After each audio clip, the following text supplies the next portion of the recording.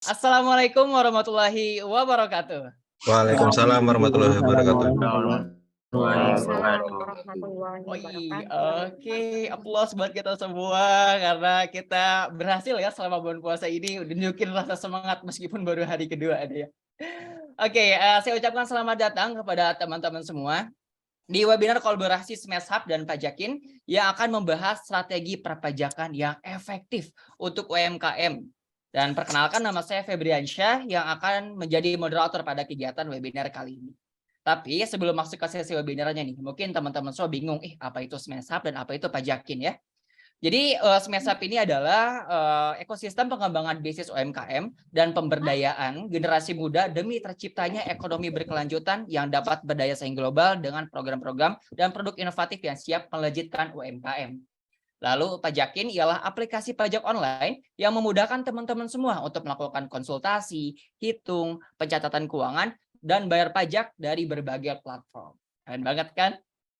Dan di webinar kali ini kita bakal bahas topik yang sangat menarik banget ya, dan sangat penting banget lah buat kita semua, terutama mungkin untuk pelaku bisnis dan juga para UMKM, karena sering banget ya kayak teman-teman UMKM ataupun pelaku bisnis gitu ya yang bingung kayak, lah kok tiba pajaknya besar gitu, kayak kok kena tiba-tiba penghasilan aku dipotong 11% sih, atau enggak kok tiba-tiba aku kena potongan PPh sih, apa bedanya ya PPh 23, PPh final dan lain-lainnya lah gitu ya.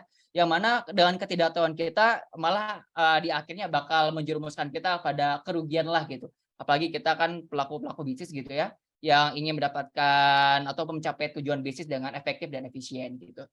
Dan hari ini kita bakal kumpas tuntas semua hal tersebut tentang strategi perpajakan yang bakal bermanfaat banget ya buat bisnis kita, dan ini insya Allah praktikal gitu atau bisa langsung diterapin di bisnisnya teman-teman semua gitu ya.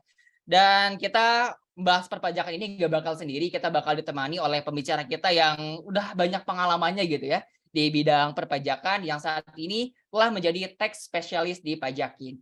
Dan kita bakal coba langsung panggilkan nih pembicara kita hari ini, ada Kak Yeni Anggraini. Halo Kak. Ya, halo. Halo Mas Febri. Halo, aduh aku seneng nih kalau misalkan webinar bulan puasa tapi senyum gitu ya, semangat, ceria gitu. Jadi pembawaannya happy gitu dah. Wah, ini melihat dari semangat teman-teman dari UMKM juga saya sangat bersemangat ini untuk berbagi inspirasi dan juga berbagi tentang ilmu-ilmu perpajakan yang saya ketahui. Wah, gila, keren banget. Nah, ini teman-teman semua jangan mau kalah dari pembicara kita harus bagi atau share semangat yang sama gitu ya di webinar kali ini. So, jadi nanti keluarin aja nih kalau misalkan ada apa namanya tuh promosi, ada pertanyaan ataupun ada hal yang ingin dikonsultasikan bisa ditanyakan nanti ya. Dan sebelum kita mempersilahkan pemateri kita, ada kayak ini ya, kita bakal ada penayangan video dulu nih, yang mana video ini merupakan perkenalan dan juga sambutan oleh CEO Pajakin. Dan kita akan langsung menyaksikan videonya. Ini dia videonya. Terima kasih. Assalamualaikum warahmatullahi wabarakatuh. Terima kasih atas waktu yang diberikan oleh MC kepada kami untuk sedikit menyampaikan sambutan. Yang pertama marilah kita panjatkan puji syukur kita kepada Allah Subhanahu wa taala, kepada Tuhan Yang Maha Esa, karena atas limpahan berkat serta rahmat-Nya lah kita bisa sama-sama mengikuti kegiatan yang mudah-mudahan penuh dengan ilmu nantinya. Terima kasih kepada tim Smash Hub yang sudah berkenan untuk kita bisa sama-sama kolaborasi kemudian menyelenggarakan kegiatan pada siang hari ini. Sebelum nanti tim tax spesialis kami Mbak Yeni menyampaikan materi, sedikit kami menyampaikan profil Pajakin secara singkat. Yang pertama, visi Pajakin adalah bagaimana menjadi mitra terpercaya wajib pajak dalam melakukan kewajiban perpajakannya dan memperoleh hak-haknya, serta mitra terpercaya pemerintah dalam menghimpun penerimaan negara melalui penyelenggaraan administrasi perpajakan yang efisien, efektif, berintegritas, dan berkeadilan. Jadi kami memang berupaya untuk menjadi mediator atau penengah antara wajib pajak maupun otoritas pajak, dalam hal ini Direktorat Jenderal Pajak. Pajakin sendiri sudah digunakan oleh lebih dari 700.000 user dari penjuru tanah air, dan mereka menikmati fitur-fitur kami seperti update informasi, kemudian konsultasi online, buku kas, kemudian pembayaran pajak, dan lain sebagainya. Ini ada untuk simulasi update informasinya. Kemudian juga ini salah satu fitur terhit kami, yaitu konsultasi online, karena wajib pajak dalam hal ini pelaku usaha tidak perlu pusing-pusing lagi apabila misalkan mendapatkan SP2DK atau mendapatkan surat cinta dari kantor pajak, bisa untuk kemudian langsung berkonsultasi saja secara online sebelum nanti menghadap kepada AR-nya ataupun langkah-langkah berikutnya. Jadi cukup dengan mengklik fitur atau menu konsultasi, kemudian isi detail konsultasinya, dan kemudian siap untuk berkonsultasi kepada konsultan kami. Kemudian menu hit selanjutnya adalah catat kas yang langsung terintegrasi dengan pembayaran pajaknya. Jadi para pelaku usaha, kawan-kawan UMKM sekalian, setiap bulan bisa mencatatkan setiap transaksinya di aplikasi Pajakin di menu catat kas. Kemudian nanti di akhir bulan, di awal bulan berikutnya setelah tutup bulan, ada tombol pajak. Dia akan membuat kode billingnya, kemudian bayar sekarang juga langsung kemudian proses pembayaran pajaknya. Jadi ini sangat memudahkan sekali. Mudah-mudahan ini bisa menjadi menjadi upaya kami untuk memberikan kemudahan kepada pelaku usaha dalam hal ini untuk memenuhi kewajiban pajaknya. Nah, itu tadi menu-menu online yang sudah bisa dinikmati oleh para pelaku usaha. Ini menu online yang akan segera kami rilis, yaitu membuat NPWP, kemudian mengecek NPWP, misalkan mau ada rekanan begitu, kita cek dulu apakah NPWP ini benar atau tidak, itu bisa nanti melalui aplikasi kami.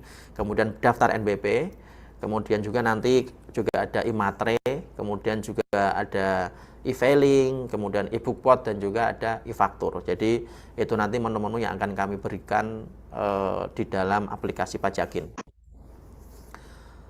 Selain layanan-layanan online yang tadi sudah kami sampaikan, ada juga layanan offline, dalam hal ini konsultasi konvensional biasa.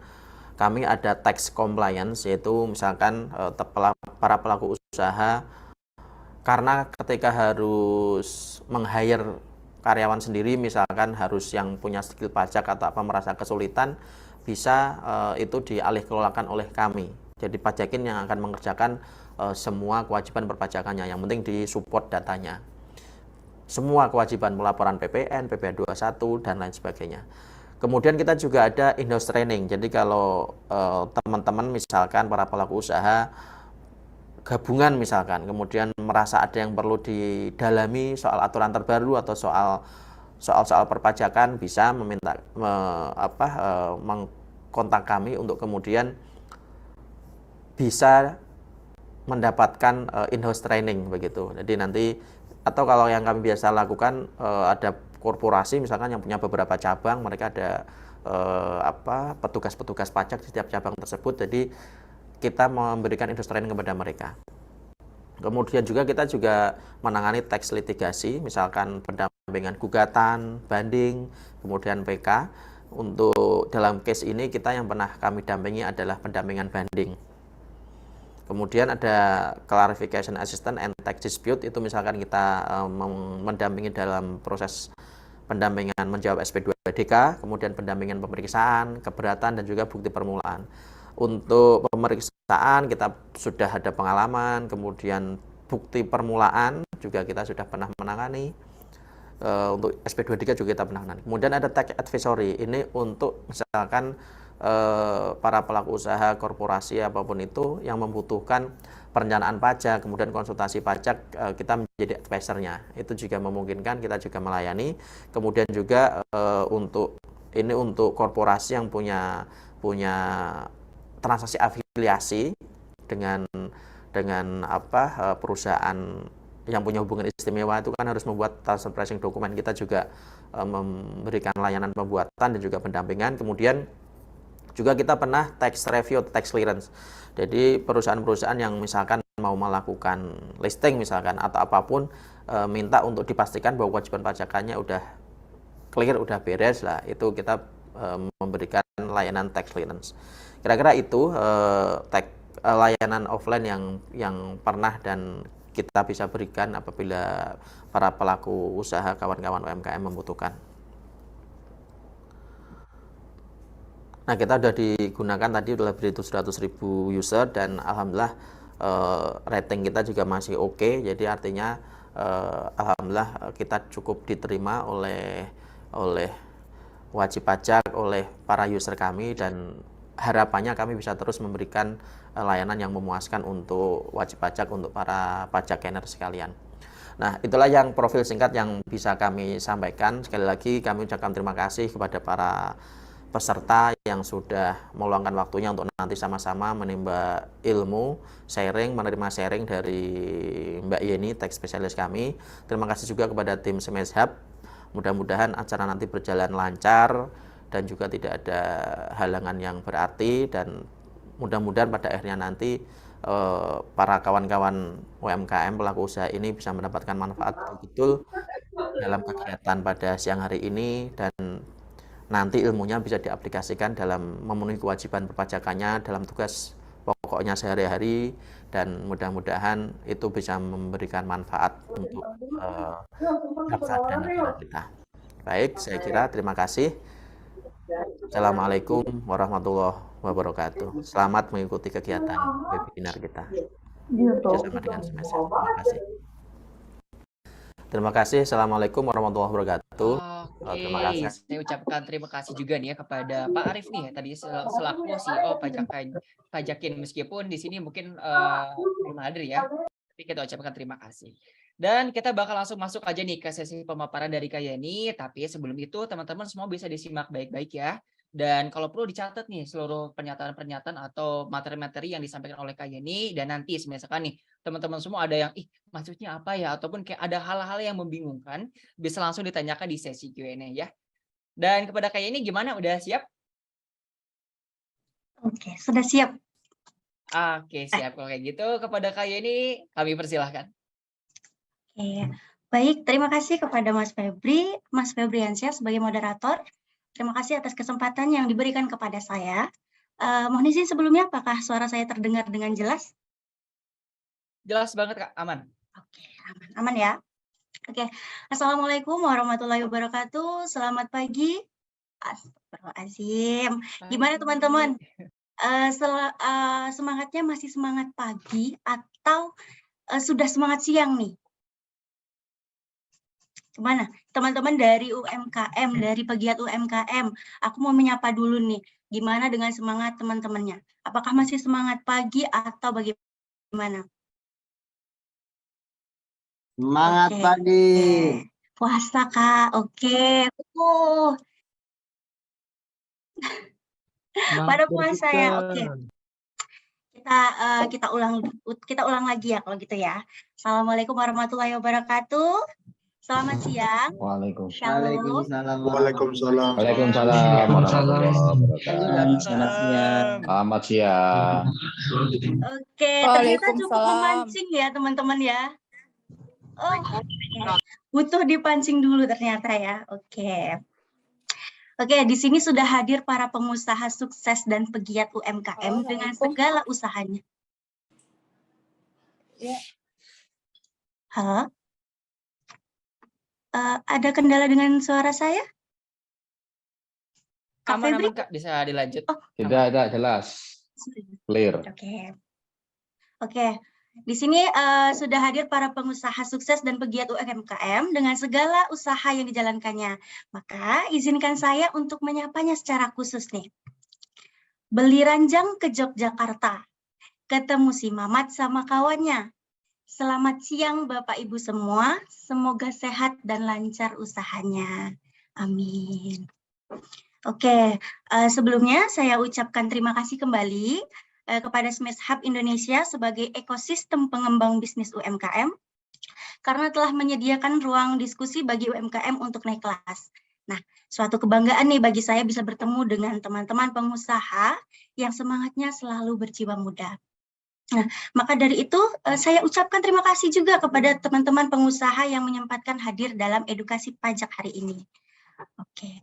Setiap orang atau badan usaha baik yang berbentuk badan hukum atau tidak berbentuk badan hukum dan melakukan kegiatan usaha tidak akan terlepas dari salah satu kewajibannya sebagai warga negara yang baik. Nah, pajak adalah kontribusi wajib kepada negara dari rakyatnya. Nah, kalau kita berbicara tentang pajak, tentu teman-teman UMKM ini sedikit sensitif. Kenapa saya baru bisnis kok sudah ada pajaknya? Kenapa pajak yang saya bayarkan ini besar tanpa ada kompensasi atau tanpa ada perhitungan yang pasti atau dasar hukumnya ini kurang pasti? Nah, nanti kita akan bahas bagaimana strategi pajak yang baik untuk UMKM-nya. Oke. Nah, oh iya, dalam webinar ini tadi sudah diperkenalkan sama Kak Febriansyah tentang nama saya. Jadi saya perkenalkan kembali, nama saya Yeni Anggraini dari Tax Spesialis Pajakian. Nah, izinkan saya untuk memandu materi atau edukasi webinar hari ini. Oke, saya izin share ya Kak Febri. Silakan Kak. Nah, sudah terlihat? Sudah, Kak. Aman-aman Kak, udah jelas. Ya.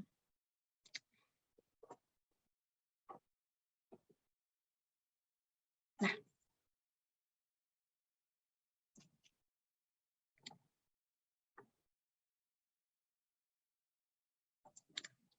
Nah.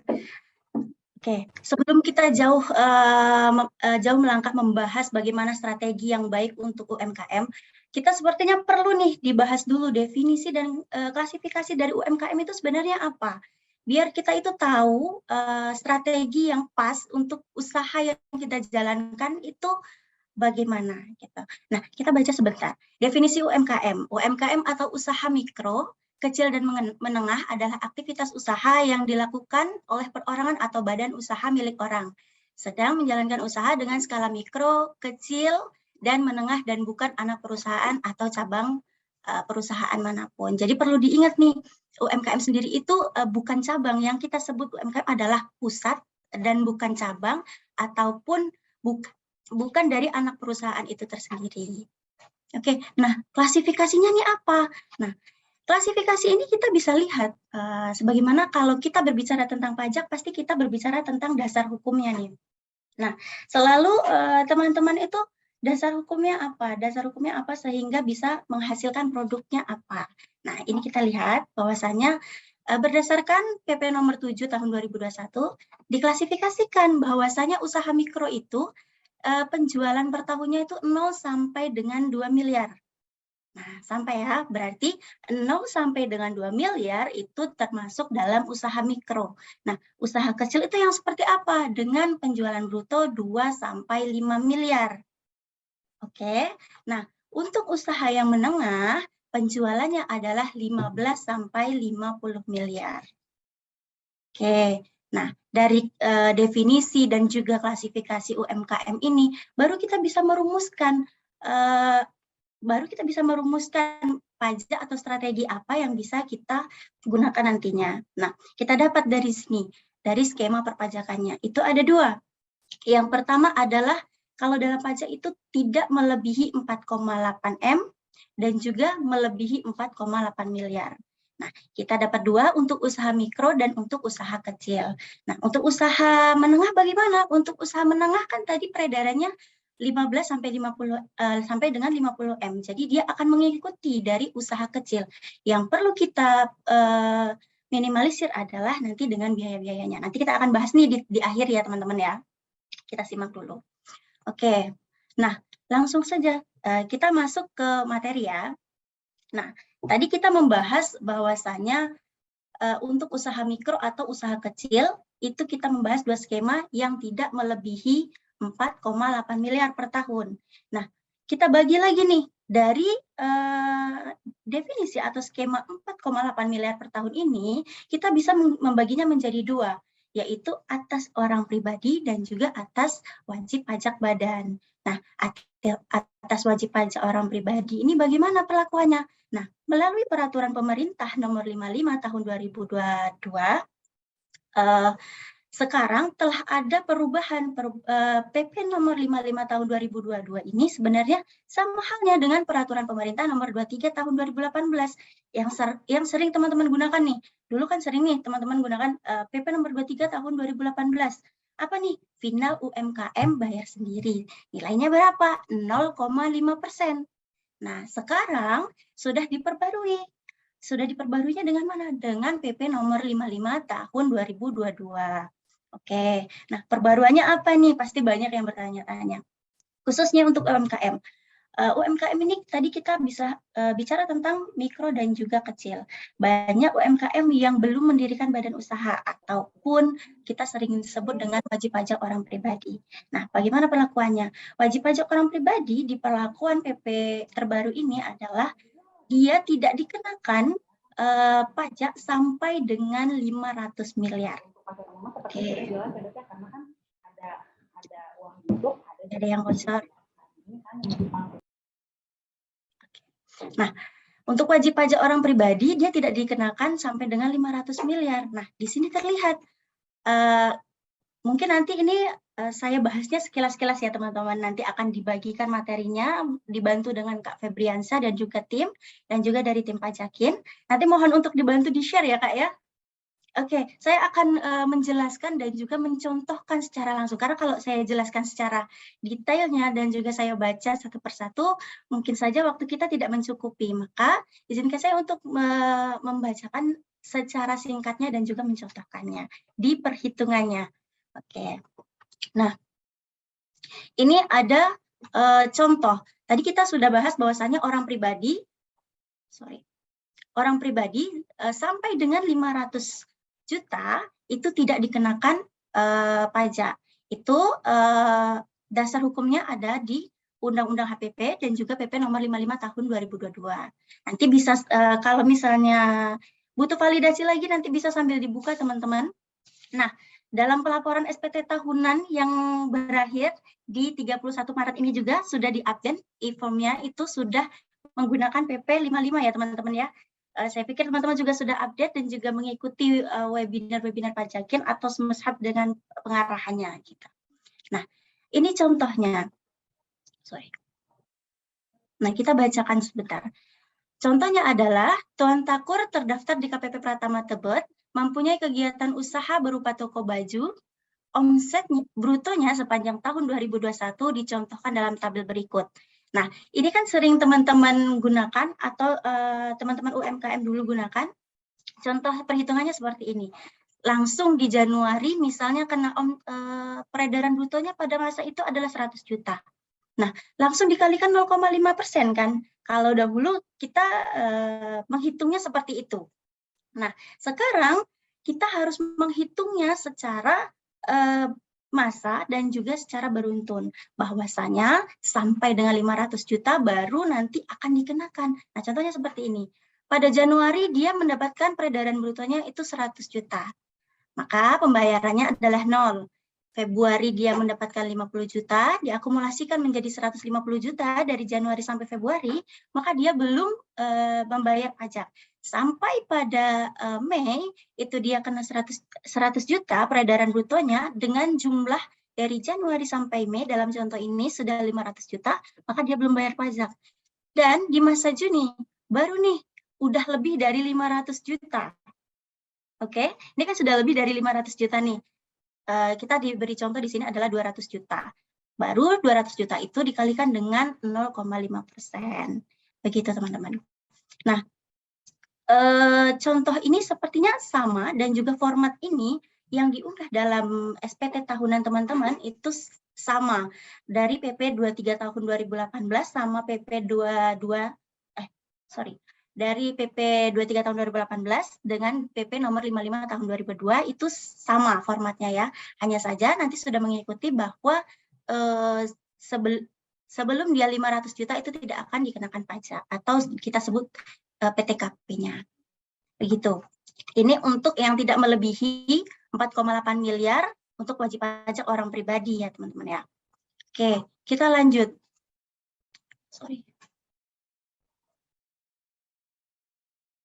Nah, untuk cara bayarnya bagaimana?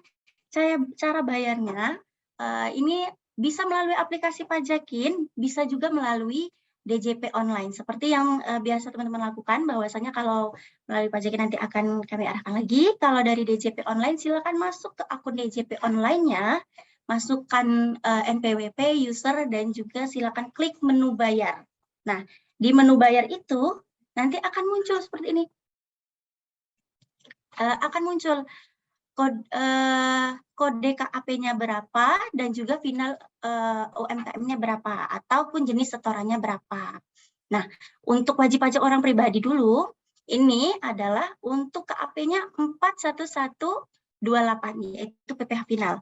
Nah, untuk jenis setorannya adalah 420 atau final UMKM bayar sendiri.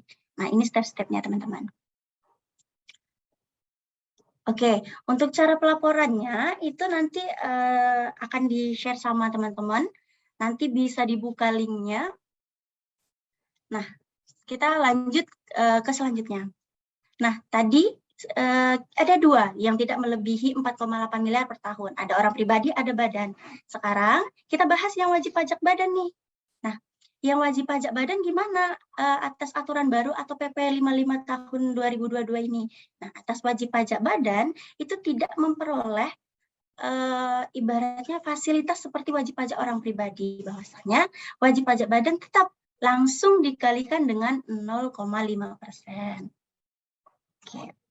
Nah, di sini ada, saya langsung kasihkan contohnya. Sorry.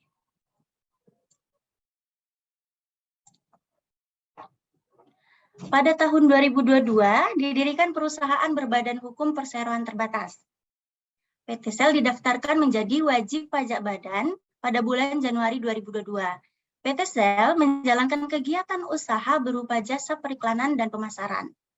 Dalam tahun tersebut, PT Sel memperoleh peredaran usaha sebesar 4,5 miliar. Berdasarkan klasifikasi usaha dan ketentuan perundang-undangan, PT Sel dapat memilih menggunakan mekanisme perhitungan pajak penghasilan badan berdasarkan PPh final sesuai ketentuan PP 55 tahun 2022 maupun perhitungan sesuai ketentuan pasal 17 dan pasal 31E Undang-Undang PPh. Jadi untuk wajib pajak badan bisa saja menggunakan PP nomor 55 tahun 2022, bisa menggunakan PPh pasal 17 dan juga menggunakan fasilitas pasal 31E. Ada dua nih berarti, PP nomor 55 dan juga PPh pasal 17 dan juga menggunakan fasilitas pasal 31E. Oke, sudah, kita lanjut. Nah, ini dia contoh perhitungannya. Kita beri contoh di masa Januari sampai dengan masa Desember. Di sini ada contoh, Januari 270 juta, dengan PPh terutang 1.350.000. Jadi kalau tadi PPh orang pribadi itu sampai dengan 500 juta, tapi kalau PPh badan itu langsung dikalikan 0,5%. Ini untuk yang contoh dari PP 55 tahun 2022 ya teman-teman ya.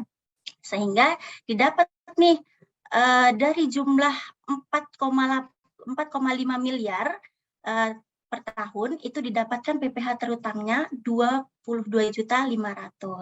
Nah, ini perhitungannya.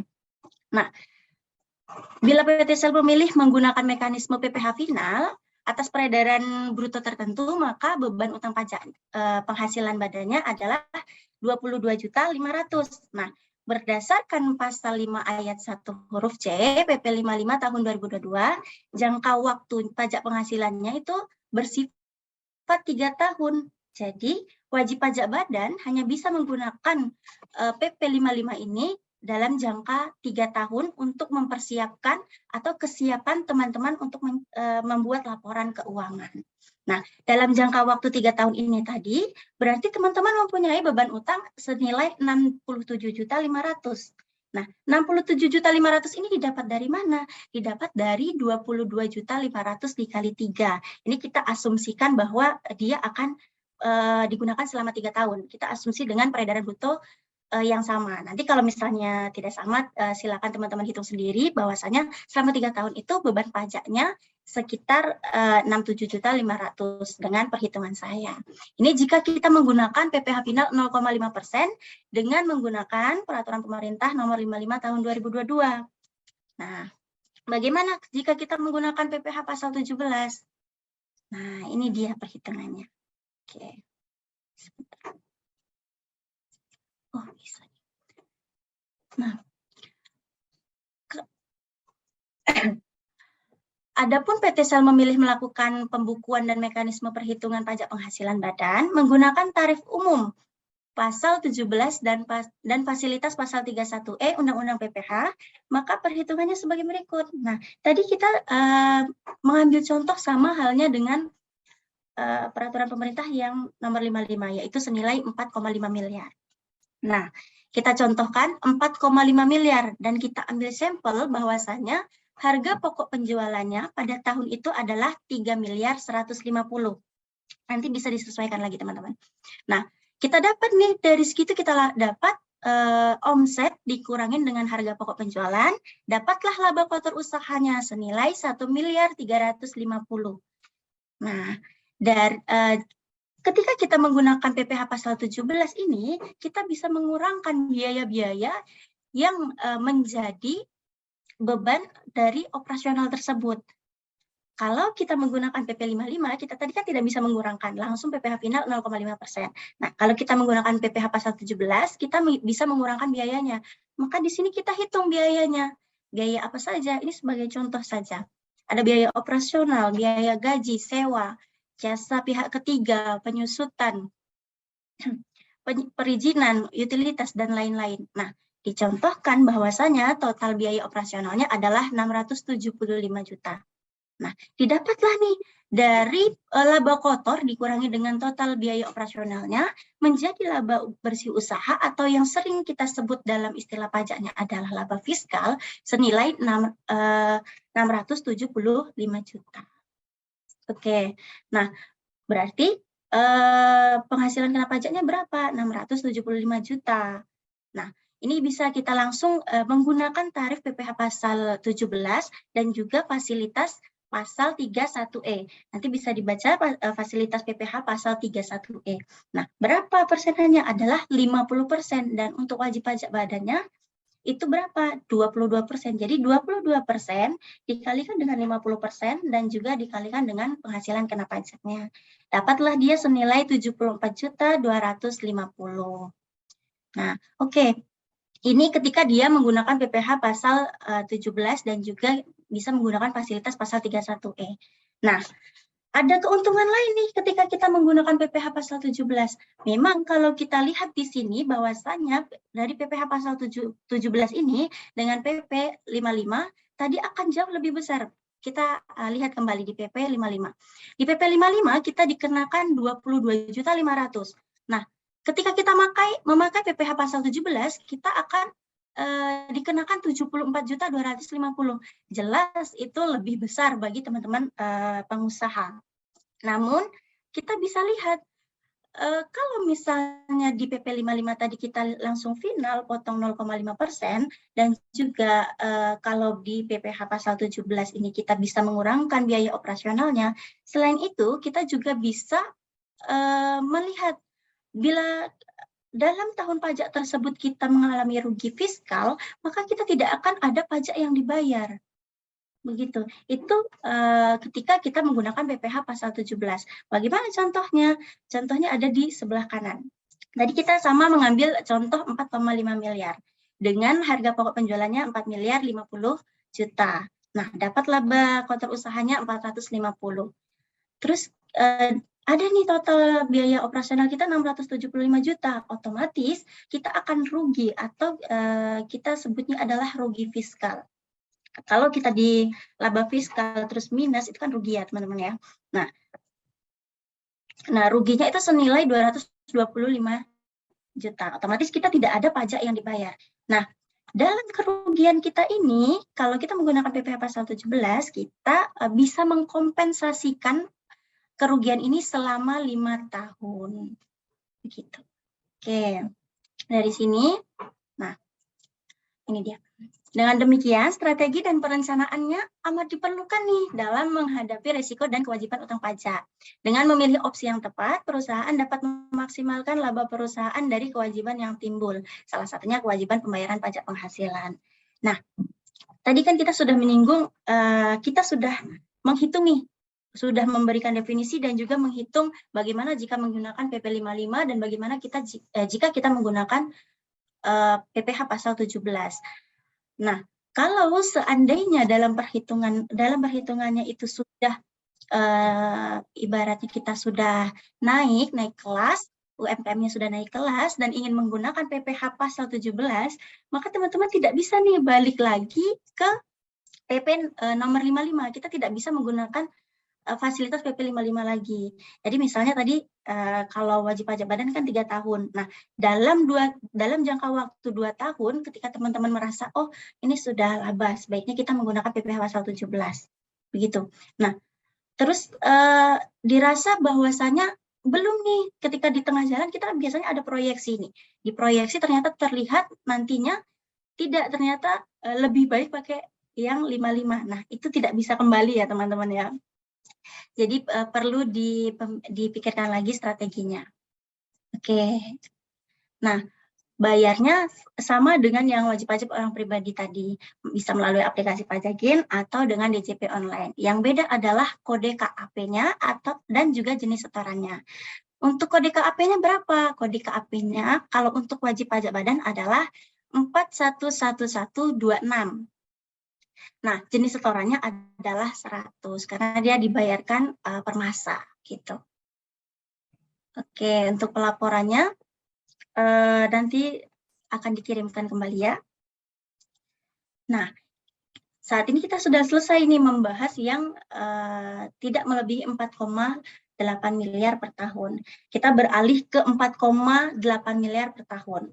Nih, untuk wajib pajak yang memiliki peredaran bruto 4,8 miliar per tahun. Nah, ada wajib pajak orang pribadi dan ada wajib pajak badan. Nah, wajib pajak orang pribadi maupun wajib pajak badan yang peredaran usahanya melebihi 4,8 miliar per tahun harus dikukuhkan sebagai PKP. Dan tarif yang berlaku adalah Undang-Undang PPh pasal 17 ayat 1 huruf B dengan besaran tarif sebesar 22%. Nah, ada fasilitas atau opsi lain yang bisa ditempuh wajib pajak ini, yaitu PPh pasal 31E. Ini sama halnya dengan yang tidak melebihi tadi, tapi untuk wajib pajak badan. Gitu ya teman-teman ya. Nah, ini ada contoh kasusnya untuk yang melebihi 4,8 miliar per tahun. Nah, contoh kasusnya adalah pada tahun 2022 didirikan perusahaan berbadan hukum perseroan terbatas. PT Sel didaftarkan menjadi wajib pajak badan pada bulan Januari 2022.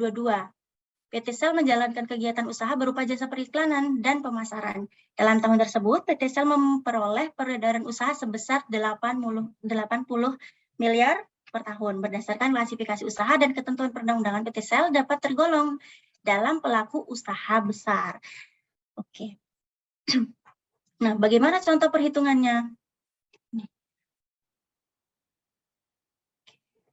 Nah, tadi dicontohkan bahwasanya peredaran usahanya adalah 80 miliar. Kita ambil contoh dan perhitungannya sama dengan yang wajib pajak badan tadi, tapi kalau dia sudah melebihi 4,8 miliar, kita kan akan mengetahui ada namanya fasilitas 31E. Tadi kita di bawah 4,8 miliar dengan fasilitas 31E, kita langsung nih dikalikan aja 50% kali 22%, karena dia tidak melebihi 50 miliar sesuai dengan ketentuan PPh pasal 31E tadi. Ketika dia sudah melebihi 50 miliar, maka fasilitasnya ini dibatasi. Nah, bagaimana cara menghitung pembatasan fasilitas ini? Oke, ini contohnya. Peredaran usahanya adalah 80 miliar. Nah, dengan perhitungan HPP-nya 48 miliar. Didapatlah laba kotor usahanya senilai 32 miliar. Nah, di sini tertulis total biayanya adalah 12 miliar 800. Nah, laba bersih usahanya atau laba fiskalnya adalah senilai 19 miliar 200. Nah, PPh terutangnya berapa atau PKP-nya berapa? 19 miliar 200. Nah,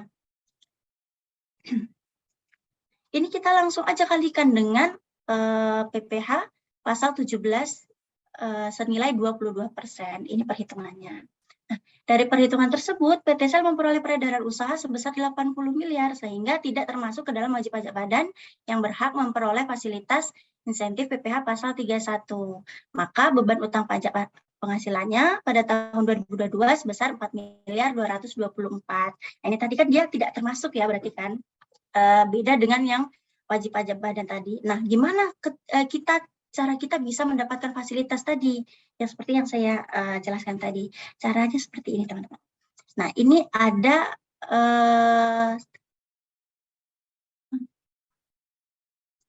contohnya, contoh perhitungan 2.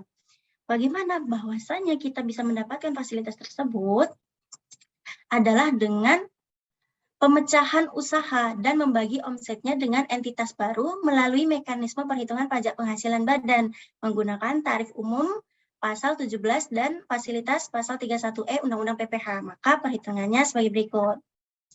Tadi kan 80 miliar. Nah, 80 miliar itu kan ada batasannya, sehingga kita tidak bisa mendapatkan fasilitasnya. Maka strateginya adalah kita bisa memecahkan menjadi 2 entitas. Bagaimana? Sebagaimana terhitung bahwasanya 40 miliar peredaran usahanya dengan HPP-nya 24 miliar, didapatkan dengan laba kotor usahanya 16 miliar, dan juga total biaya operasionalnya didapatlah ini 9 miliar 600 juta. Nah, ini kita bisa implementasikan dari perhitungan yang tadi kita lakukan, bahwasanya di PPh pasal 31E ada batasan senilai 50 miliar. Nah, bagaimana caranya? Penghasilan kurang dari 50 miliar itu mendapat fasilitas 31E atau 4,8 miliar.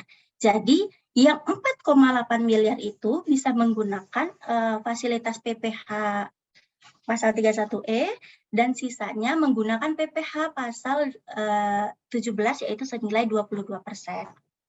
Ini dia. Nah, cara mendapatkan PKP yang mendapat fasilitas ini bagaimana? Caranya adalah 4 miliar 800 juta ini, atau 4,8 miliar, dibagi dengan 9 miliar 600 juta dan dikalikan dengan, sorry teman-teman, 4 miliar 800 juta ini dibagi dengan peredaran usahanya, atau 4,8 miliar dibagi dengan 40 miliar dikali dengan penghasilan kena pajaknya, atau yang kita sering sebut dengan laba fiskalnya. Maka didapatkan yang mendapat fasilitas adalah senilai 1 miliar 152 juta. Gitu. Nah, jadi yang tidak mendapat fasilitas adalah senilai 8 miliar 448 juta. Gitu. Nah, sehingga dapatlah perhitungan kita. Dari sini baru kita bisa hitung PPh pasal 31-nya, nilainya 126.720, PPh pasal 2-nya 1.858.560. Nah, perhitungan yang PPh pasal 31E ini didapat dari PKP yang mendapat fasilitas. Nah, PPh pasal 17 ini dihitung dari PKP yang tidak mendapat fasilitas. Oke, sampai sini didapat ya. Oke, nah dapatlah PPh turut utangnya senilai 1.985.280. Nah, ini sama ini ketika kita melakukan pemecahan bahwasanya pemecahan yang kiri dan juga yang kanan ini nilainya sama. Apabila PT Sel memilih untuk melakukan pemecahan usaha dan membagikan omset ke dalam 2 entitas, dalam hal ini mendirikan entitas baru, maka PT Sel dan Iptek berhak memperoleh fasilitas insentif PPh badan atas pasal 31 UU PPh. Dari perhitungan tersebut, kumulasi dari BPh terutang kedua badan tersebut sebesar 3.609.600. Besaran kumulatif PPh terutang atas pemecahan usaha tersebut lebih kecil dari besaran PPh terutang dengan mekanisme perhitungan awal. Oke, dengan demikian diperlukan perencanaan dan pemahaman terhadap prospek bisnis perusahaan dalam pemenuhan kewajiban salah satu salah satu kewajiban atas pajak penghasilan badan. Nah, perencanaan tersebut sangat diperlukan dalam optimalisasi keuntungan perusahaan dalam jangka panjang.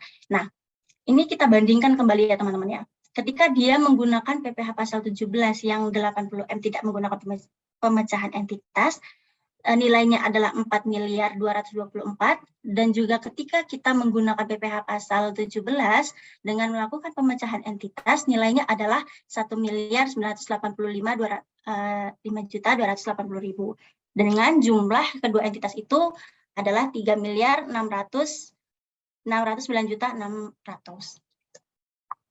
Oke. Nah, cara bayarnya bagaimana? Cara bayarnya sama seperti yang tadi. Ini bisa kita lihat saja. Oke. Nah, selanjutnya tadi ada usaha mikro, ada usaha kecil, dan juga ada usaha menengah. Nah, untuk usaha menengah, itu kita tadi ambil contoh sama dengan usaha kecil. Nah, kita flashback kembali. Ketika nanti, ini mungkin sudah mulai pudar, bahwasanya berapa nih omsetnya untuk usaha menengah. Nah, ini di sini ada pengertiannya. Pengertian unit usaha menengah atau peredaran usahanya telah dijelaskan dalam rincian peredaran usaha 15 miliar sampai dengan 50 miliar. Dengan menimbang pengertian ini, pelaku usaha harus sudah dikukuhkan menjadi pengusaha kena pajak dan dapat memperhitungkan pajaknya dengan dasar hukum Undang-Undang PPh pasal 17 ayat 1 huruf B dengan besaran tarif sebesar 22%. Nah, fasilitasnya sama dengan yang kecil tadi, bahwasannya dia bisa mendapatkan fasilitas PPh pasal 31E. Oke. Nah, oke, ini pengertiannya sama ya teman-teman, bahwasannya wajib pajak yang peredaran usahanya sudah di atas 4,8 miliar wajib dikukuhkan sebagai pengusaha kena pajak. Nah, contohnya kita ambil contoh sama dengan yang pengusaha kecil, supaya kalau tadi kita menghitungnya mungkin kita sambil jalan sambil menghitung, kalau sekarang kita akan mereviewnya lagi hasil perhitungan tadi. Contohnya sama dengan perhitungan untuk usaha yang kecil. Nah, pada tahun 2022 didirikan perusahaan berbadan hukum perseroan terbatas PT Sel, didaftarkan menjadi wajib pajak badan bulan Februari 2022. Nah, peredaran usahanya adalah senilai 80 miliar. Nah, ini contohnya sama dengan yang kecil tadi ya teman-teman. Bahwasanya saya akan mereview kembali saja untuk contoh-contohnya ini. Nah, ini ada peredaran omsetnya adalah 80 miliar, HPP-nya 48 miliar, laba kotor usahanya didapat 32 miliar. Oke, total biaya operasionalnya itu senilai 12 miliar 800, maka kita dapat laba bersih usahanya atau laba fiskalnya senilai 19 miliar 200. Nah, ini kita langsung kalikan dengan PPh pasal 17. Nilainya adalah 4 miliar 224. Kenapa ini, tadi kan kita bertanya, kenapa kok langsung dikalikan, kok nggak mendapat fasilitas? Bahwasannya kita perlu baca lagi di PPh pasal 31, itu ada batasannya. Nah, batasannya senilai 50 miliar. Nah, ini ada contoh keduanya. Contoh keduanya sama seperti yang tadi, bahwasannya ini mengambil dari contoh satu dengan strategi bisnisnya adalah pemecahan entitas. Nah, di mana pemecahan entitas ini itu dilakukan ketika kita sudah melebihi 4,8 miliar, itu lebih prefer. Nah, ini tadi kita dapatnya adalah kita bagi dua entitas menjadi 40 miliar dan 40 miliar. Oke, harga pokoknya adalah 24 miliar, laba kotor usahanya 16 miliar. Nah, total biaya operasionalnya adalah senilai 6 miliar 400. Didapat laba bersih usahanya 9 miliar 600 juta. Nah, dari 9 miliar 600 juta ini, kan ada yang mendapatkan fasilitas, ada yang tidak mendapatkan fasilitas. Nah, cara menghitungnya bagaimana PKP yang mendapat fasilitas ini? Nah, 4,8 miliar ini dibagi dengan 40 miliar dikali dengan penghasilan kena pajak, atau senilai dengan 9 miliar 600. Dapatlah 1 miliar 152 juta. Nah, PKP yang tidak mendapat fasilitas ini dari mana? Dari penghasilan kena pajak dikurangi dengan PKP yang mendapat fasilitas. Dapatlah dia perhitungan PKP tidak mendapat fasilitas. Oke, sampai sini kita bisa hitung nih PPh terhutangnya. Tadi kan kita menggunakan PPh pasal 31 nih. Nilainya adalah 50% dikali dengan 22%. Dikali dengan penghasilan kena pajaknya. Nah, kita sendirikan. Untuk lebih jelasnya kita sudah dibagi, sudah dibuat posnya, terus kita menghitung PPh terhutangnya, kita buat pos juga. Untuk PPh pasal 31E-nya, itu 50% dikali dengan 22% dikali dengan PKP yang mendapat fasilitas, atau berapa? Senilai 1.152.000.000. Nah, dapatlah dia nilainya adalah 126.720.000. Nah, PPh pasal 17-nya ini juga sama, dikalikan dengan PKP yang tidak mendapat fasilitas. Nah, totalnya menjadi 1.985.280.000. Ini dari total yang mendapat fasilitas dan juga PPh pasal 17. Oke.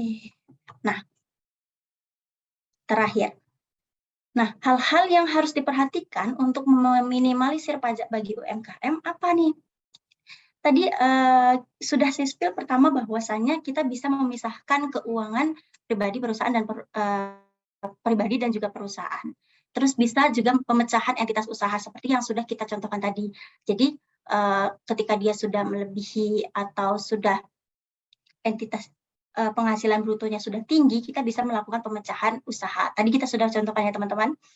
Terus poin 1 ini bagi saya perlu untuk ditekankan bahwasanya ada badan usaha mungkin CV ataupun perusahaan perorangan yang baru saja dibentuk itu banyak sekali penarikan atau prive dari pengusahanya sendiri. Nah, hal ini harusnya dihindari karena akan tercampur keuangannya. Hal itu jadi dari penarikan keuangan pribadi mempengaruhi keuangan perusahaan sehingga pencatatannya itu bisa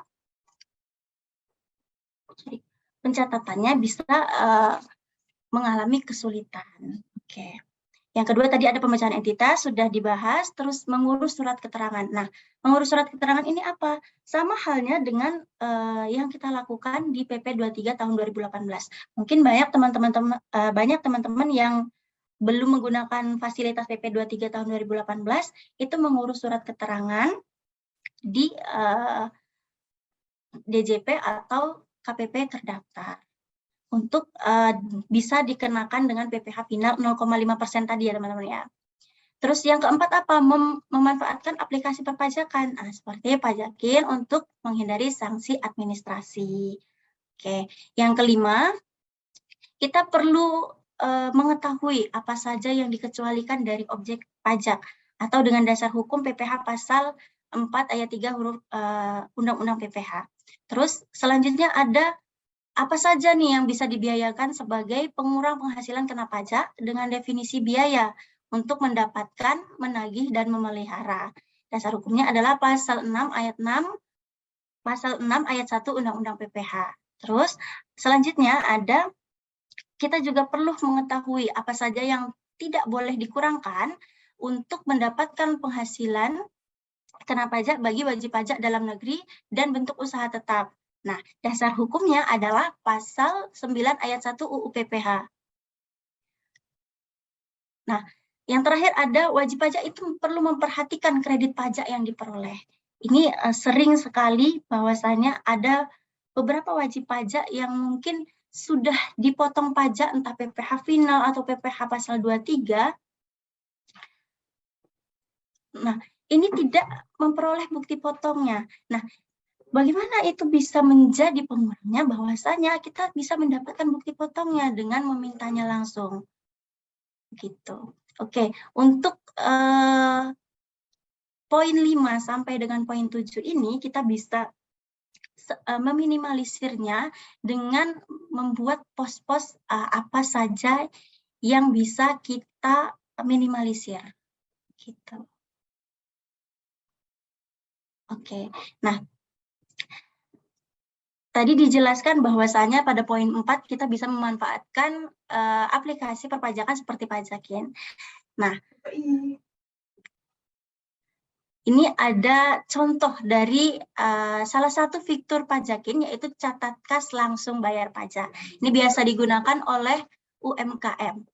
Nah, bisa dilihat teman-teman, ini kita bisa mencatat pemasukannya dan juga pengeluarannya. Ketika nanti sudah ada pajak yang harus dibayar, maka dia muncul membuat atau tidak kode billingnya. Gitu. Oke, untuk materinya sekian dari saya. Saya kembalikan lagi kepada Mas Febriansyah untuk mengkoordinir teman-teman yang ingin bertanya ataupun raise hand atau membuka ruang diskusi untuk kita diskusikan bersama. Oke, makasih banyak Kak Yeni atas pemaparannya yang padat banget ya teman-teman semua, karena tadi dikasih langsung juga study case-nya, dikasih berbagai macam skemanya dan lain-lainnya, yang mana bikin kita kayak, wah, ini aku juga yang nggak terlalu paham pajak jadi kayak, oh gitu ternyata gitu. Apalagi mungkin teman-teman yang langsung nerapin di usahanya pribadi atau di usahanya masing-masing gitu ya. Dan kita bakal langsung masuk ke sesi Q&A teman-teman semua. Jadi ada 2 metode ya untuk Q&A kali ini. Yang pertama bisa mengajukan raise hand, nanti akan diprioritaskan ya untuk yang raise hand. Lalu yang kedua, teman-teman bisa mengisi form nih yang telah disediakan oleh panitia ya di kolom chat. Jadi bisa dicek di kolom chatnya. Nanti limpahkan saja pertanyaan yang ingin teman-teman ajukan di sana. Nanti yang terpilih akan kita ajukan langsung ke Kak Yeni, karena kelihatannya banyak banget yang bakal nanya gitu ya ke Kak Yeni hari ini, dan juga ada informasi penting juga nih, nanti penanya-penanya terbaik akan dapat hadiah nih ya teman-teman semua dari panitia. Jadi ini semakin menantang nih ya untuk berikan pertanyaan terbaik nih ke Kak Yeni, dan siapa tahu teman-teman juga pertanyaannya melalui pertanyaannya ya bisa menginspirasi atau ngasih apa ya info lah buat teman-teman yang lain gitu. Dan untuk nunggu nih pertanyaannya via form, kita ada yang udah raise hand nih, ada 2 orang. Tapi kita bakal coba kasih dulu nih ke yang paling pertama, ada Kak Evan Manuel Hedi Yunus nih. Halo Kak. Halo. Oke, siap. Silakan Kak untuk mengajukan pertanyaannya ke Kak Yedi. Pertanyaan saya begini. Dapat pengaruh nggak sih jika misalkan mau usaha toko terdapat kerugiannya atau enggak? Maksudnya dapat pengaruh tentang penghasilan tentang perpajakan yang mau kita usahakan, misalkan usaha toko. Terima kasih. Oke, kayak ini mungkin ini pertanyaan pertama dari Kak Evan terkait apakah berpengaruh gitu ya tentang perpajakan ini jika ingin Iya. membuka usaha toko gitu ya. Ya, misalkan Oke. usaha toko. Oke. Untuk kayak ini apa udah jelas untuk pertanyaannya kayak ini? Mas Febri, boleh saya berkomunikasi langsung dengan Mas Ya, Evan? boleh, silakan. Boleh. Ini yang dimaksud berpengaruh bagaimana? Pengaruh dalam apa ini? Kan Mas Evan mau berusaha, berpengaruhnya bagaimana? Terhadap penghasilan yang kita usahakan, yang kita mau jalankan. Oke, penghasilan yang mau dijalankan. Bahwasanya tadi kita bahasnya menggunakan PP 55 tahun 2022. Oke. Ya, itu. Nah, nanti untuk selama mohon maaf nih, sebelumnya ini baru mau dijalankan berarti ya teman-teman ya? Ya, mau dijalankan. Mau dijalankan. Nah, usahakan ketika ingin menjalankan usaha, kita sudah prepare dari sekarang bahwasanya ada namanya catatan. Nah, dari catatan tersebut kita bisa melihat nih dari pemasukannya, pengeluarannya, dan juga nanti apa saja yang beli, harga pokoknya, dan juga biaya-biayanya, gitu ya. Nah, berpengaruhnya bagaimana? Tadi kita bahas bahwasanya PP 55 ini diatur khusus untuk wajib pajak orang pribadi sampai dengan 500 juta atau penghasilan brutonya 500 juta. Tidak dikenakan pajak. Oke, kita bahas pelan-pelan. Peredaran bruto itu bagaimana sih? Nah, peredaran bruto itu adalah penghasilan dari yang diterima, gitu. Bruto sebelum dikurangi dengan biaya. Karena kita menggunakan fasilitas PP 55, berarti kita setuju bahwasanya kita tidak mengurangkan biaya dan juga tidak mengurangkan harga pokoknya. Maka dihitunglah dari peredaran bruto itu sampai dengan 500 juta, jika penghasilan Kak Evan ini belum sampai 500 juta, maka tidak perlu membayar pajak. Ini pengaruhnya, tidak perlu membayar pajak. Nah, ketika sudah melebihi 500 juta, kita contohkan dari yang bawah dulu nih. 500 juta itu berarti gimana sih? Kalau misalnya 501 juta itu berarti kena nggak sih? Pasti kita bertanya gitu kan cuma selisih 1 Iya. juta aja. Atau 500 juta 100 ribu deh. Nah, kena nggak sih? Nah, itu sudah termasuk lebih dari 500 juta. Nah, yang dikenakan berapa? Misalnya tadi kita contohnya kan ambil contohnya bulat nih. Di bulan misalnya sampai dengan bulan April selesai di 500 jutanya gitu kan. Nah, kita ambil contohnya yang agak mungkin bagi teman-teman ini bisa terjadi. Bahwasanya di bulan April ini sebagian belum 500 juta dan sebagian sudah 500 juta. Jadi di tengah-tengah nih misalnya kan. Nah, gimana? Berarti kita menghitungnya adalah selisihnya yang tadi Kak Evan jelaskan bahwasanya misal tadi 500 juta 100 ribu. Nah, 100 ribunya itu tadi yang dikenakan 0,5%. Atau yang kita sering sebut dengan PP nomor 55 tahun 2022 atau pengganti dari PP nomor 23 tahun 2018. Gitu, itu pengaruhnya ya Kak Evan ya. Sampai sini menjawab Berarti nggak nih langkah awalnya itu sudah terjawab. Berarti langkah awalnya itu harus tahu tentang tentang range penghasilannya pertama,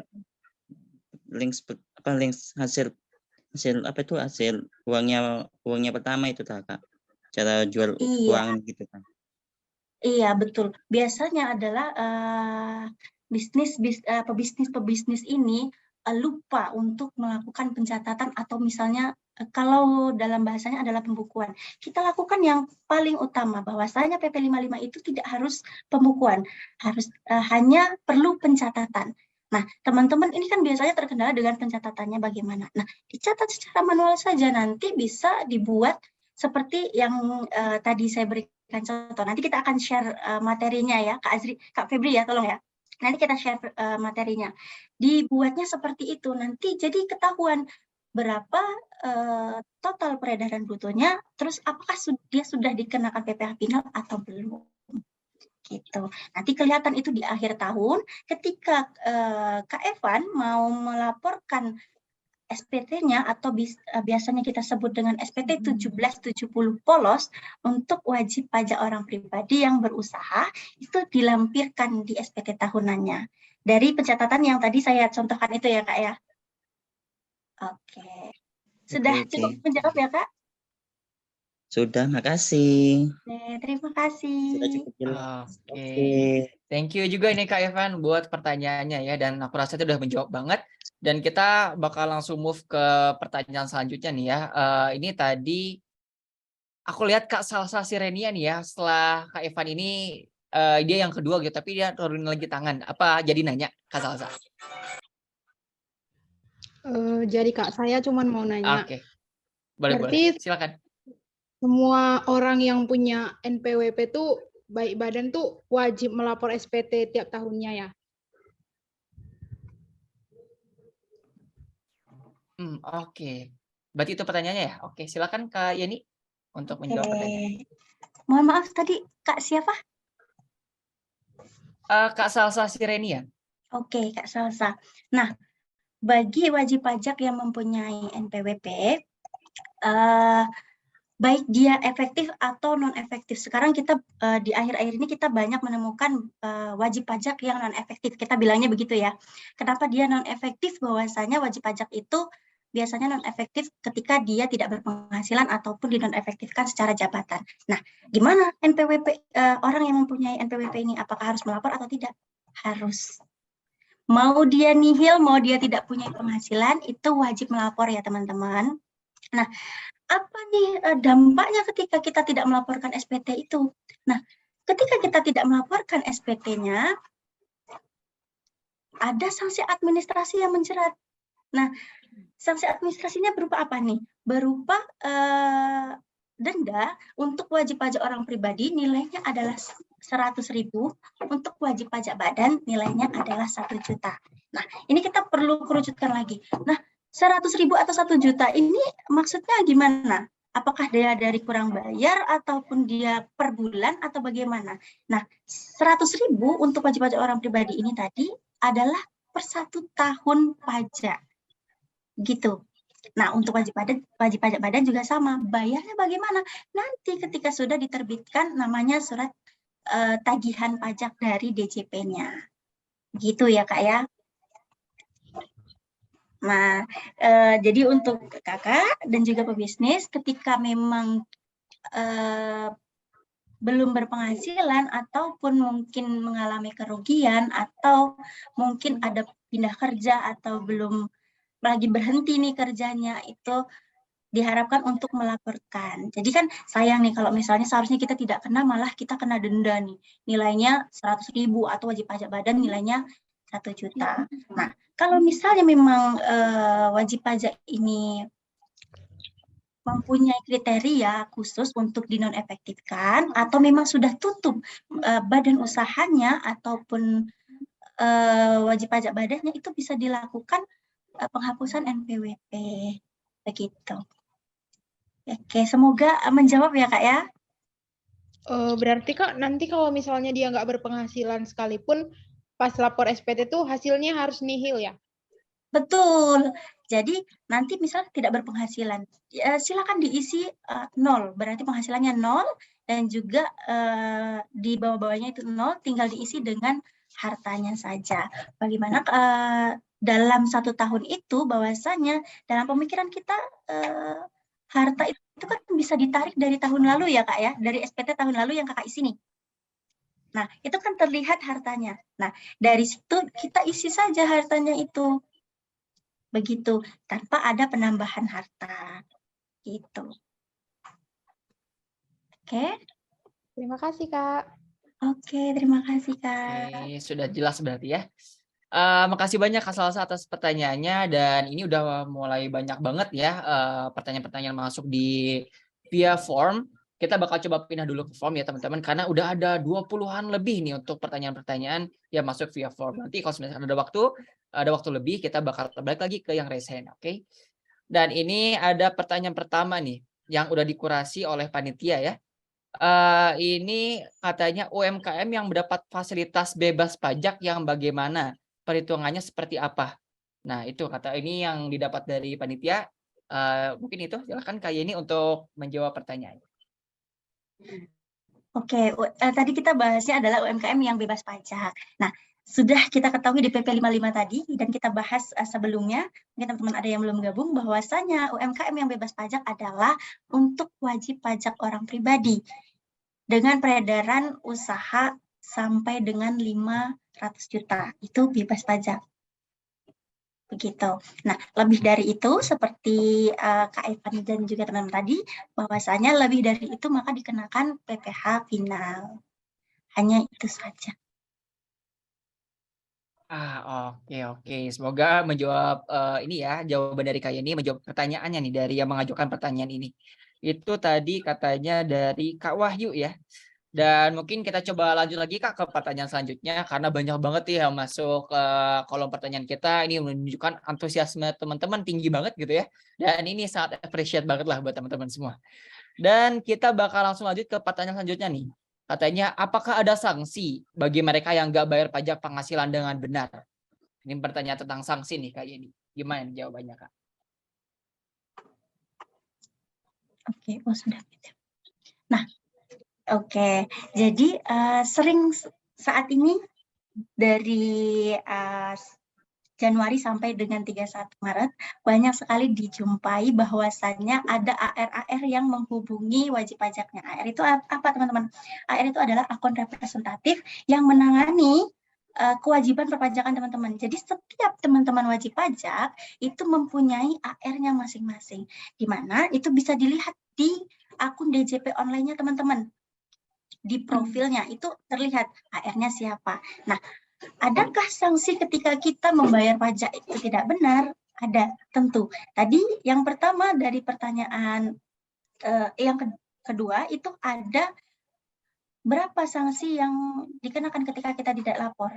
Nah, ini ada pertanyaan sanksi yang dikenakan atas ketidakbenaran tersebut.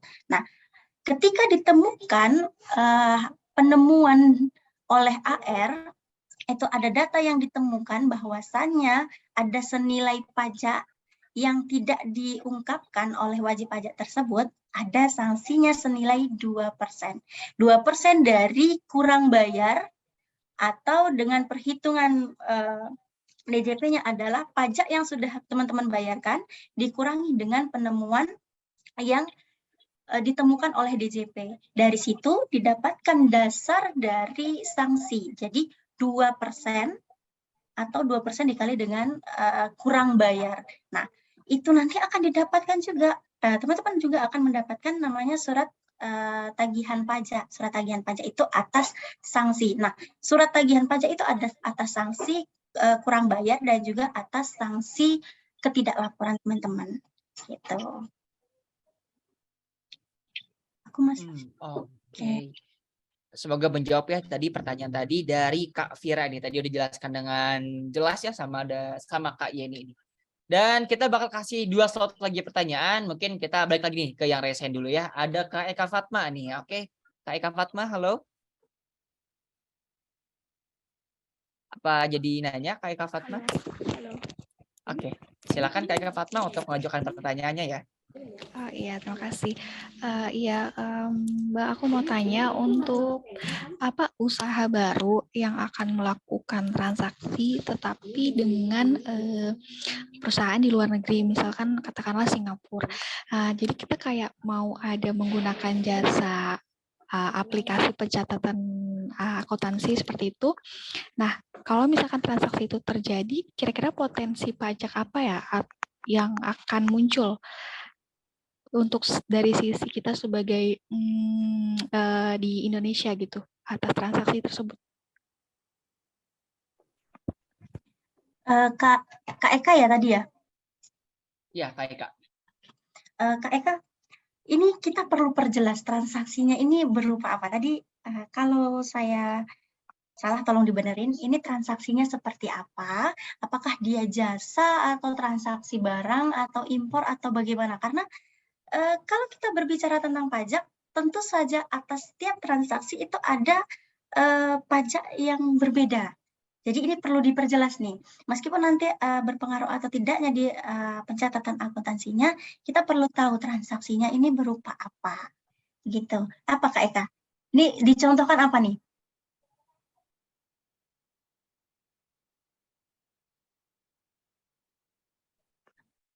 Oke.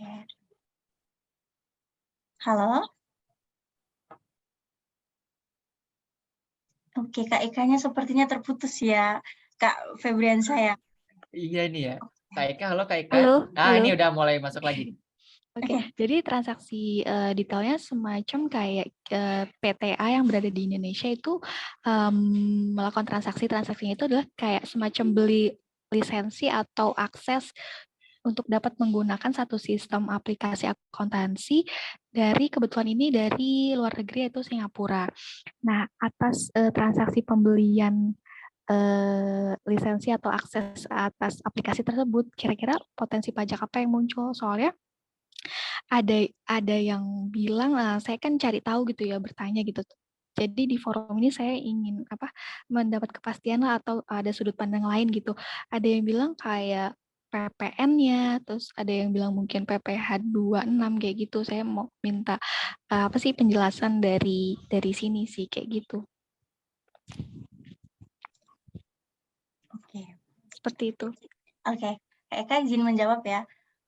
Ketika kita bertransaksi dengan luar negeri itu kan kita lihat apakah dia masuk di bidang jasa atau seperti apa. Ketika dia masuk di bidang jasa, berarti kita karyawan atau di bidang jasa berarti kenanya adalah PPh pasal 26 untuk orang luar negeri. Nah, ketika kita bilangnya adalah di bidang manufaktur atau di bidang aplikasi, kita seperti yang Kak Eka jelaskan tadi, bisa saja dikenakan PPN. Oke, PPN misal impor berarti, ya kan? Sorry? misalnya kayak gini Mbak, misalnya atas PPN gitu kan. Nah, tapi posisi kita nih sebagai perusahaan yang berada di Indonesia, kita posisinya kayak belum PKP gitu. Jadi maksudnya mekanismenya tuh seperti apa ya untuk kita dapat melakukan pembayaran PPN atau pengadministrasiannya atau pelaporannya gitu. Teknisnya seperti apa ya yang harus kita lakukan sebagai perusahaan yang ada di Indonesia atas transaksi tersebut. Oke, jadi berarti kita berbicara tentang wajib pajak yang belum dikukuhkan sebagai PKP, bahwasanya dia tidak diwajibkan atau tidak diberikan wewenang untuk memotong pajaknya, baik itu PPN atau PPh pasal 23 yang sekarang sering disebut dengan unifikasi. Nah, apa nih yang bisa kita lakukan dengan transaksi tersebut? Nah, kita perlu tahu bahwasanya dalam invoice yang dibayarkan, kita kan berarti kita menggunakan jasa dia atau kita menggunakan aplikasi dia. Berarti yang dipotong pajak itu adalah kita. Kita sebagai yang di Indonesia, bukan kita yang memotong mereka. Jadi kita sudah lihat transaksinya apa, terus kita lihat skemanya bagaimana. Bahwasanya kita yang menggunakan aplikasi. Berarti kan kita dipotong pajak oleh beliau. Nah, perihal kita bukan PKP adalah kita bisa mengajukan. Nah, ini sering dialami oleh teman-teman pengusaha bahwasanya teman-teman yang sudah PKP ataupun teman-teman dari luar itu meminta bahwasanya kita harus PKP. Bagaimana cara mensiasatinya?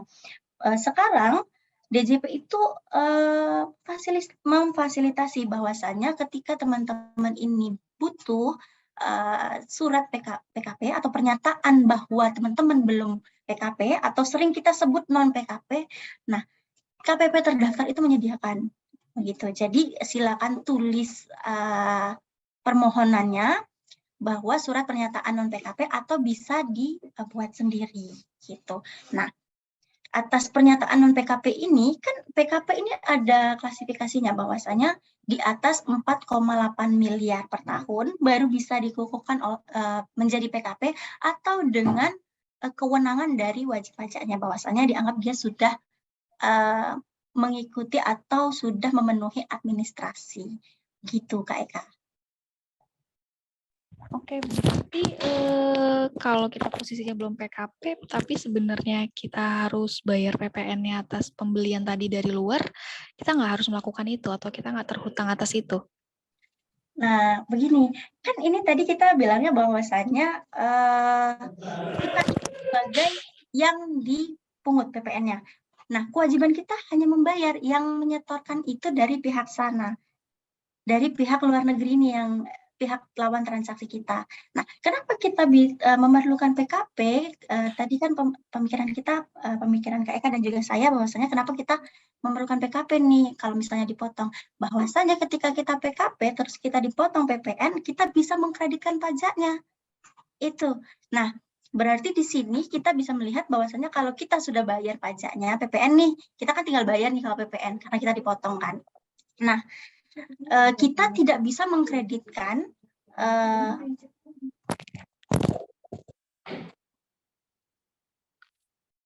nah, berarti kita tidak bisa mengkreditkan pajak yang kita bayarkan tadi, itu saja. Atau yang sering kita sebut dengan PPN masukan. Gitu. Kalau untuk bayar ini tidak berpengaruh ya Mbak ya. Tapi kalau misalnya teman-teman ini bertransaksi atau butuh surat pernyataan non PKP, dari lawan transaksinya pingin kita ini PKP, tapi ternyata teman-teman belum PKP atau non PKP, bisa diminta di KPP terdaftar. Begitu. Nah, biasanya di KPP terdaftar itu bisa dilihat bahwasanya di situ ada tanda tangan dari pengusaha atau dari pimpinannya. Seperti itu, Kak Eka. Oke, baik. Terima kasih.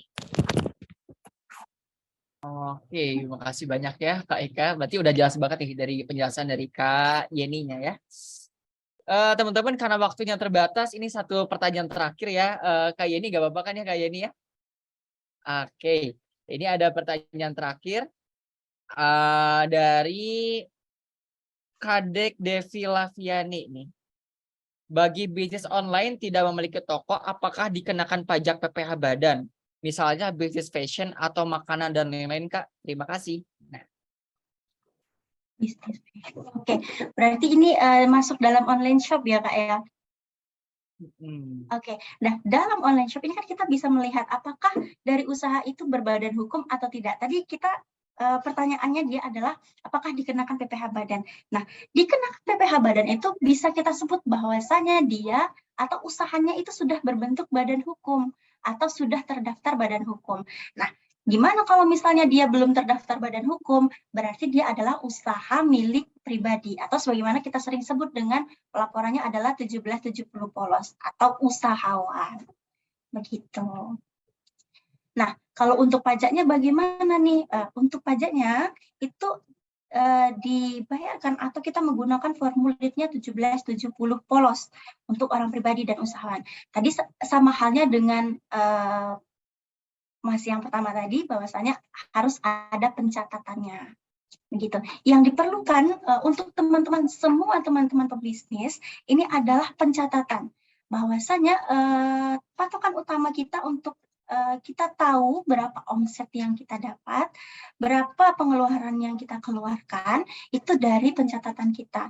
Nah, sering sekali dari pebisnis kita ini dapat SP2DK atau namanya surat pernyataan dari DJP untuk penjelasan data dari teman-teman. Nah, SP2DK ini kan biasanya dikirimkan kepada teman-teman wajib pajak nih atas disuruh konfirmasi apakah benar atas data yang ditemukan. Nah, penemuan-penemuan ini sekarang itu sudah banyak ditemukan, apalagi teman-teman yang online, bahwasanya seperti di aplikasi Uni ataupun mungkin aplikasi Biru, nah itu sudah terdaftar.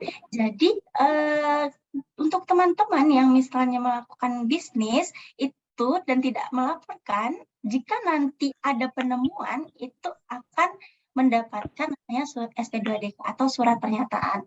Nah, surat pernyataan itu bentuknya adalah permohonan untuk validasi data. Begitu. Nah, untuk validasi data itu sendiri bahwasanya ada namanya kadaluarsa pajak. Kadaluarsa pajak ini adalah 5 tahun.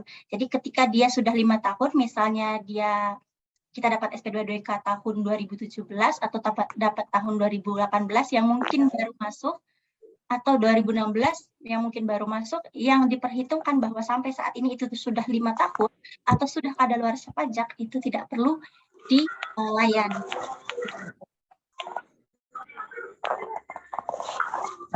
Oke, makasih banyak Kak Yeni. Aku rasa pertanyaan dari Kak Kadek Devi Laviani udah kejawab semua ya untuk pertanyaannya. Dan teman-teman semua, maaf banget bagi yang belum dapat kesempatan untuk bertanya, baik itu yang di form ataupun yang raise hand, karena emang jujur Kak Yeni ini banyak banget yang nanya, bahkan sampai 30-an lebih yang masuk ke form, dan rata-rata sih emang banyak yang nanya langsung study case atau yang praktikal. Kalau saya bisnis gini, misalnya bisnis saya gini, ini gimana ya Kak pajaknya? Dan rata-rata kayak gitu semua.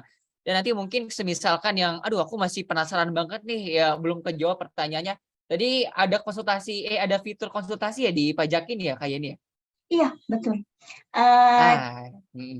Oke, jadi teman-teman yang misalnya masih ingin bertanya, itu ada fitur konsultasi di aplikasi Pajakin. Silakan di-download aplikasi Pajakin, dibuka fitur konsultasinya. Di situ banyak konsultan-konsultan yang berpengalaman, nanti bisa diarahkan langsung ke konsultannya.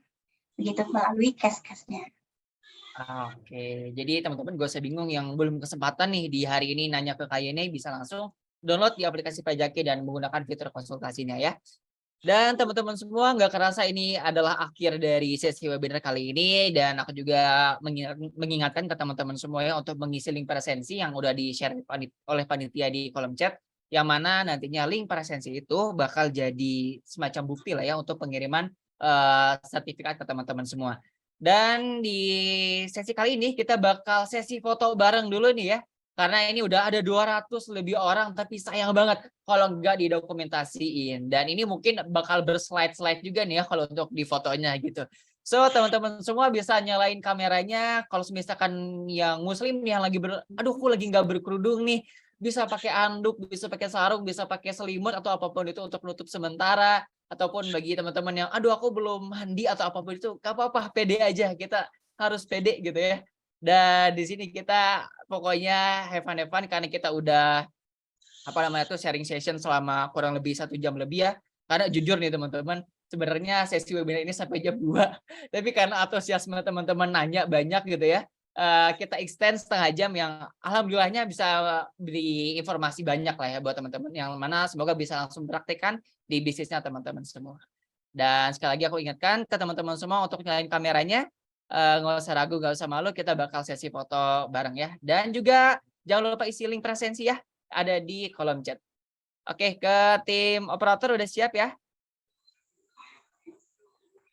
Oke, udah siap nih. Kita mungkin kalau di aku ada sekitar 9 slide ya, kita bakal berslide-slide nih untuk fotonya.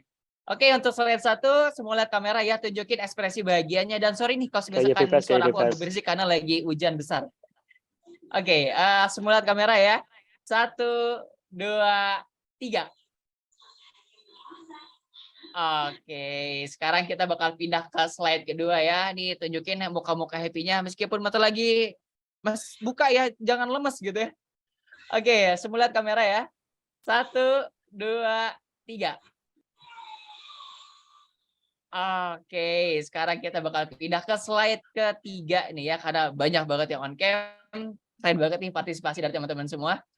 Oke, lihat semua lihat kamera. 1, 2, 3. Oke, masih ada lagi ya. Oh, ini kayaknya slide keempat, slide terakhir nih. Oke, semua lihat kamera. 1, 2, 3. Alright, di slide selanjutnya nggak ada lagi yang on cam ya, so kita ambil aja yang on camnya. Dan ini adalah akhir dari pertemuan kita. Saya mengucapkan terima kasih banyak ke teman-teman semua atas partisipasi pada kegiatan webinar kolaborasi antara Smash Hub dan juga Pajakin di hari ini. Dan saya juga mengucapkan terima kasih banyak kepada Kak Yeni Anggreni nih karena sudah share banyak banget ilmu-ilmu dan juga study case ya tadi teman-teman semua yang mana bisa dipraktikkan langsung di bisnisnya teman-teman semua. Dan jangan lupa untuk catch up juga ini sama kegiatan-kegiatan di Pajakin dan juga Smash Up, dan terutama untuk di kegiatan Smash Up di bulan Ramadan ini akan banyak sekali kegiatan-kegiatan yang akan mengakselerasi UMKM atau bisnis-bisnis teman-teman semua. So bisa stay tune di IG-nya Smash Up Indonesia dan juga bisa cek juga ya untuk menggunakan ke IG-nya Pajakin untuk hal-hal yang berkaitan dengan pajak. Oke, kalau begitu terima kasih banyak semua. Kak Yeni ada yang mau disampaikan? Oke, sorry Kak Febri, potong sedikit. Baru dapat info nih dari teman-teman dari tim Pajakin juga, bahwasanya ada 3 pemenang dari penyanyi terbaik. Nanti akan dicat langsung oleh tim Pajakin. Mohon izin ya Kak Febrian saya. Iya, nggak apa-apa banget. Malah aku senang banget sama Kak Yeni karena Kak Yeni udah nge-remind ya. Jadi tadi aku udah nge-mention ya, bahwasanya pertanyaan terbaik akan dapat hadiah spesial dari panitia gitu, dari Pajakin. Nanti bakal dihubungi langsung via WhatsApp ya untuk perihal hadiahnya gitu. Oke, dari Kak Yeni mungkin ada yang ingin disampaikan lagi? Oke, kalau dari saya cukup sekian. Terima kasih untuk waktunya dan juga terima kasih untuk waktunya teman-teman. Sehat selalu dan sukses. Semoga lancar usahanya. Amin, amin, Allahumma amin. Semoga semakin lancar, apalagi sekarang bulan Ramadan katanya salesnya suka ningkat nih kalau di bulan Ramadan ya.